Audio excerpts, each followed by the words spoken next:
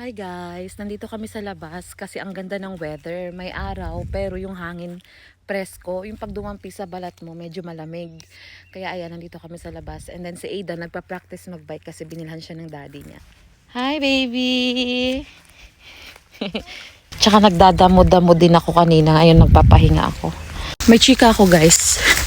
Kunwari nagdadamo-damo ako pero nagmamarites lang pala kasi may bago kami lipat na kapitbahay. Ayan guys, oh. Kung nakikita nyo yung gray na yan, bagong kapitbahay yan.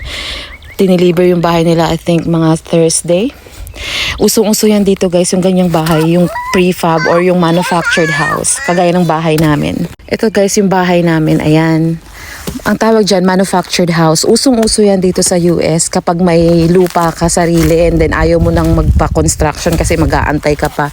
Ito, pupunta ka na lang sa factory, mamimili ka ng mga ready to deliver na lang doon or kung made to order ka. Pero itong sa amin, parang nasa order system na nila to and then may mga ilang details lang na ni-request si husband and then dineliver na to. Kaya nakikita nyo yung guhit na yan. Magkabiak yan ng dineliver. Tapos dito na lang binuo. Ang tawag dyan dito, manufactured house. Mas lesser siya guys, yung mortgage niya kaysa dun sa house and lot.